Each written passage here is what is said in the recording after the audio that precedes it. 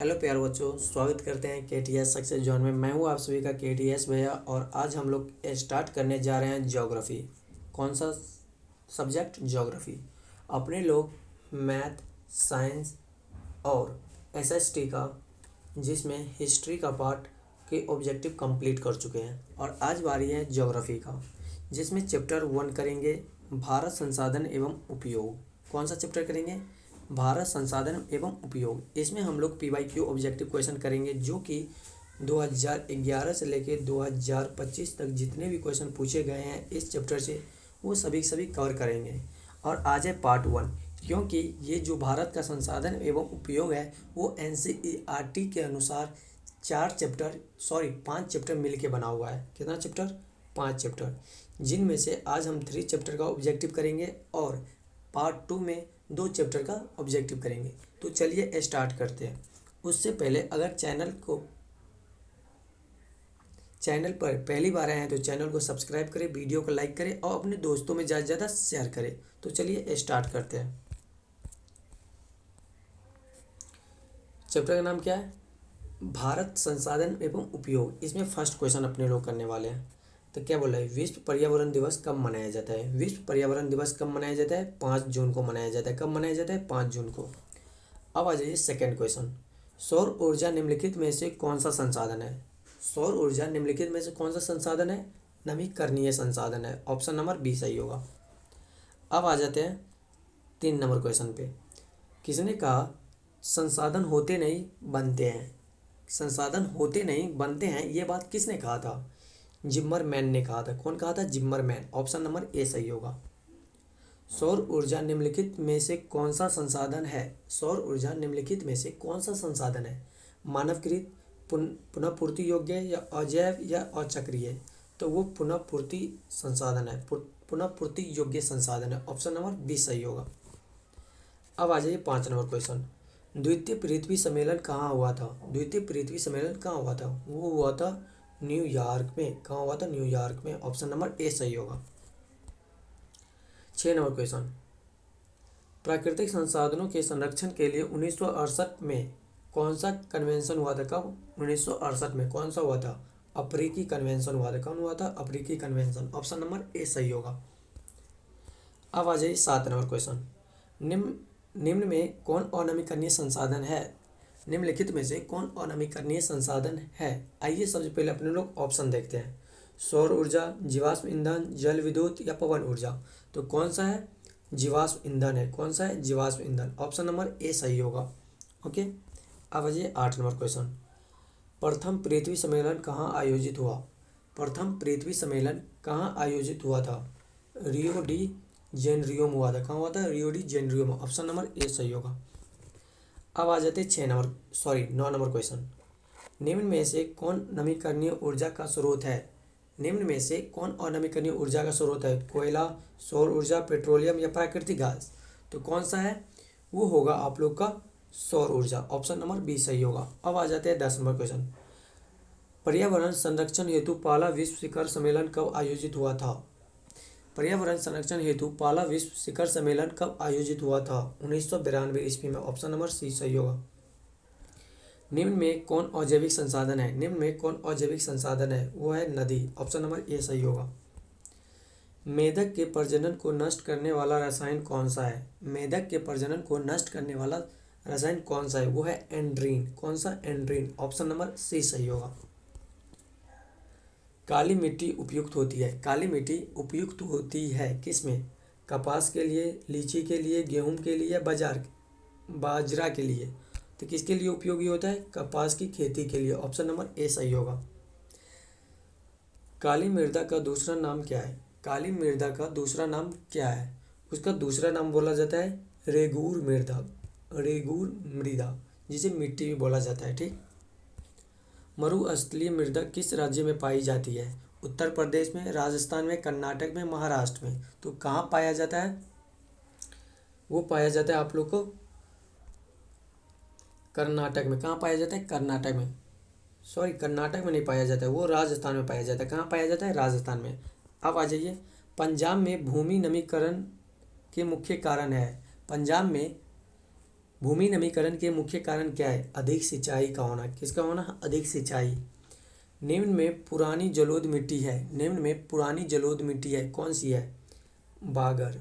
कौन सी है? बांगर। अब आ जाइए 18 नंबर। निम्न में कौन मृदा निर्माण का कारक है? निम्न में कौन मृदा निर्माण का कारक? जलवायु, वनस्पति, चट्टान या इनमें से सभी? इसका डी नंबर ऑप्शन सही होगा। ये तीनों के तीनों है। अब आ जाइए 19 नंबर क्वेश्चन। काली मिट्टी कहाँ पाई जाती है? काली मिट्टी कहाँ पाई जाती है? झारखंड में, महाराष्ट्र में, पश्चिम बंगाल में या अरुणाचल प्रदेश में? तो कहाँ पाया जाता है काली मिट्टी? वो पाया जाता है झारखंड में। ऑप्शन नंबर ए सही होगा। कौन सा सही होगा? Option number A.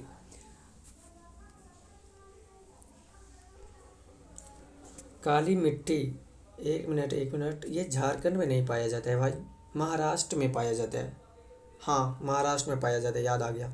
Option number B सही होगा।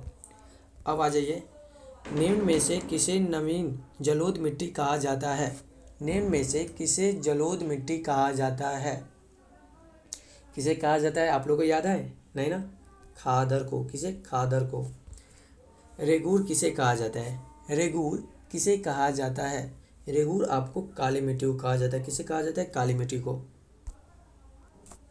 अब आ जाइए 22 नंबर क्वेश्चन पे।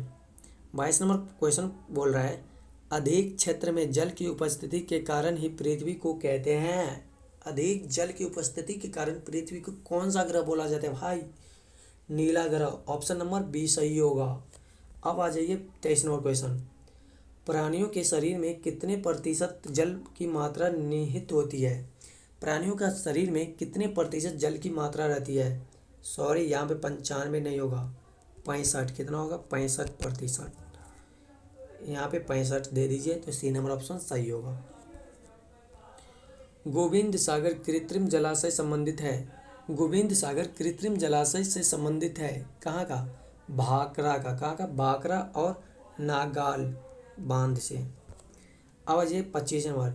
हीराकुंड परियोजना किस नदी पर है? हीराकुंड परियोजना किस नदी पे है? वो है महानदी पे। ऑप्शन नंबर ए सही होगा। अब आ जाइए 23 नंबर क्वेश्चन। कितना नंबर? 23 नंबर। भारत में सबसे बड़ा मानव निर्मित जलाशय है। भारत में सबसे बड़ा मानव निर्मित जलाशय कहाँ पे है? ऑप्शन दिया है नागार्जुन, कृष्णा सागर या गोविंद बल्लभ पंत सागर या गोविंद सागर। तो इसका सही उत्तर कौन सा होगा? ये गोविंद बल्लभ पंत सागर। क्यों? भारत में सबसे बड़ा मानव निर्मित जलाशय यहीं पे है। ठीक। अब आ जाइए 27 नंबर। बिहार में अति जल दोहन से किस तत्व का संकेंद्रण बढ़ जाता है? जो बिहार में है ना, अधिक जल होता है तो किसका संक्रमण सबसे अधिक होता है? वो होता है आर्सेनिक का, लगभग होता है। किसका होता है? आर्सेनिक का। ऑप्शन नंबर सी सही होगा। देश में सर्वाधिक वर्षा कहाँ होती है? देश में सर्वाधिक वर्षा कहाँ होती है? वो कहाँ होती है? पूर्णिया में या मानसीनराम में या चेरापूंजी में या कंची में? बी नंबर ऑप्शन सही, मानसीनराम में होती है। देश के बांधों को किसने भारत का मंदिर कहा? देश के बांधों को भारत का मंदिर किसने कहा था? वो पंडित नेहरू ने कहा। किसने कहा था? Pandit Nehru. Option number C सही होगा। नर्मदा घाटी परियोजना किस राज्यों से संबंधित है? नर्मदा घाटी परियोजना किन राज्यों से संबंधित है? बिहार, उत्तर प्रदेश, तमिलनाडु, कर्नाटक या पश्चिम बंगाल, उत्तर प्रदेश या पंजाब, गुजरात, महाराष्ट्र या मध्य प्रदेश। तो कहाँ से स्थापित है? गुजरात, महाराष्ट्र और Madhya Pradesh. Option number D सही होगा। 31 नंबर क्वेश्चन। भारत का सबसे लंबा बांध कौन सा है? भारत का सबसे लंबा बांध कौन सा है? हीराकुंड बांध है, टिहरी बांध है, निरहद बांध है या भाखड़ा नागल बांध है? तो कौन सा बांध है? वो है आपका हीराकुंड बांध। ऑप्शन नंबर ए सही होगा। अब आ जाइए 32 नंबर। भाखड़ा नागल परियोजना किस नदी पर बनी है? भाखड़ा नागल परियोजना किस नदी पर स्थित है? महानदी, सतलज, गोदावरी या कृष्णा? तो किस नदी पर स्थापित है? सतलज नदी पे। ऑप्शन नंबर बी सही होगा। अब आ जाइए 33 नंबर क्वेश्चन। प्रथम राष्ट्रीय जल नीति कब लागू हुई? प्रथम राष्ट्रीय जल नीति कब लागू हुई थी? वो हुआ था आपका सितंबर 1987 ईस्वी को। कब हुआ था? सितंबर 1987 ईस्वी को। अब आ जाइए 34 नंबर क्वेश्चन। कृष्णा राज सागर बांध किस नदी पर बना है? कृष्णा राज सागर बांध किस नदी पर बना है? कृष्णा, नर्मदा, कावेरी या रिहद? तो किस नदी पे बना हुआ है? वो बना हुआ है कावेरी नदी पे। देखिए ये क्वेश्चन जितना भी हम आपको करवा रहे हैं ना, वो सब का सब क्या है, PYQ है। इसे मजाक में मत लीजिए और ज़्यादा से ज़्यादा इस लेक्चर को रिवीजन करने का कोशिश कीजिए। मैं आपको गारंटी कर रहा हूँ ऑब्जेक्टिव में आपका एक भी नंबर नहीं कटेगा। आप मेरे चैनल पे जितना भी ऑब्जेक्टिव डाला गया है वो पूरा पूरा कवर कीजिए, तो अगर एक भी नंबर कटेगा तो मैं गारंटी ले रहा हूँ भाई, बोल रहा हूँ मैं, नहीं कटेगा यार, नहीं कटेगा। अब आ जाते हैं 35 नंबर क्वेश्चन पे। भूमिगत जल स्तर के गिरावट रोकने के लिए कौन योजना चलाई गई है? भूमिगत जल स्तर के गिरावट रोकने के लिए कौन योजना चलाई गई है? वर्षा जल संग्रहण, वाटर सेल्ड मैनेजमेंट या ड्रिप सिंचाई या इनमें सभी? तो भाई ये तीनों तीनों चलाया गया था, तो ऑप्शन नंबर डी सही होगा। अब आ जाइए 36 नंबर। दक्षिण भारत की सबसे बड़ी नदी घाटी परियोजना कौन सी है? कौन सी है भाई? कमेंट करो जल्दी से, आप लोग कमेंट नहीं कर रहे हो। दक्षिण भारत की सबसे बड़ी नदी घाटी परियोजना कौन सी है? ऑप्शन में क्या दिया है? तुंगभद्रा, शरावती, चंबल या हीराकुंड? तो ऑप्शन नंबर ए सही होगा। अब आ जाए 37 नंबर। किस भाग में मैंग्रोव, कौन सा मैंग्रोव वन सबसे अधिक पाया जाता है? कहाँ पाया जाता है? सुंदरवन। कौन सा है? सुंदरवन। अब सारावती नदी घाटी परियोजना कहाँ अवस्थित है? कौन सा? सारावती नदी घाटी परियोजना कहाँ स्थित है? वो स्थित है कर्नाटक में। ऑप्शन नंबर बी सही होगा, कर्नाटक में। इंदिरा गांधी नहर किस राज्य में स्थित है? इंदिरा गांधी नहर किस राज्य में स्थित है? केरल, महाराष्ट्र, राजस्थान या बिहार? कहाँ स्थित है? राजस्थान में। ऑप्शन नंबर सी सही होगा। दामोदर घाटी परियोजना किस राज्य में स्थित है? दामोदर घाटी परियोजना किस राज्य में स्थित है? वो स्थित है आपका झारखंड में। कहाँ? झारखंड में। ऑप्शन नंबर ए सही होगा। अब आ जाइए 41 नंबर क्वेश्चन पे। क्या बोल रहा है? एक एनजीओ के वानिकी रिपोर्ट के अनुसार 1948 में विश्व में कितने हेक्टेयर भूमि पर वन का विस्तार था? तो कितने हेक्टेयर भूमि पर वन का विस्तार था? 600 crore hectare, 400 crore hectare, 800 crore hectare या 500 करोड़ हेक्टेयर? तो कितनी भूमि पर था? वो आपका था 600 crore hectare. Option number A सही होगा। संविधान की धारा 21 का संबंध है, किससे संबंध है? वो है वन्य जीवों तथा प्राकृतिक संसाधनों के संरक्षण से। ऑप्शन नंबर ए ही सही होगा। अब आ जाए अगला क्वेश्चन। भारत का कन्हा राष्ट्रीय पार्क प्रसिद्ध है। भारत का कन्हा राष्ट्रीय पार्क प्रसिद्ध है किसके लिए? शेर के लिए, बाघ के लिए, हिरन के लिए, हाथी के लिए? वो है आपका बाघ के लिए। ऑप्शन नंबर बी सही होगा। अब आ जाइए 44 नंबर क्वेश्चन। भारत का राष्ट्रीय पक्षी कौन है? मयूर। मयूर ये गलत लिखा हुआ है, मयूर इस प्रकार से होता है, ठीक। अब आ जाइए 45 नंबर। सुंदरवन है। सुंदरवन क्या है भाई? सॉरी, क्या है नहीं, सुंदरवन एक प्रकार का जंगल ही है। बट सुंदरवन कहाँ स्थित है ये हम पूछा जा रहा है इस क्वेश्चन में। वो कर्नाटक में है या पश्चिम बंगाल में है या केरल में है या ओडिशा होना चाहिए। यहाँ पे क्या होना चाहिए? ओडिशा। वो आपका कर्नाटक में स्थित है। कौन सा? कर्नाटक में। कौन सा? कर्नाटक में। ऑप्शन नंबर ए सही होगा। निम्न में से कौन सा जानवर केवल भारत में ही पाया जाता है? वो है डॉल्फिन। कौन सा? डॉल्फिन। वन संरक्षण एवं प्रबंधन की दृष्टि से, वन संरक्षण एवं प्रबंधन की दृष्टि से वनों को कितने वर्गों में वर्गीकृत किया गया है? तो कितने वर्गों में वर्गीकृत किया गया है? ऑप्शन दिया है, पहले देख लेते हैं। 4 वर्गों में, 3 वर्गों में, 5 वर्गों में या इनमें से कोई नहीं? तो 3 वर्गों में वर्गीकृत किया गया है। कितने वर्गों में? 3 वर्गों में।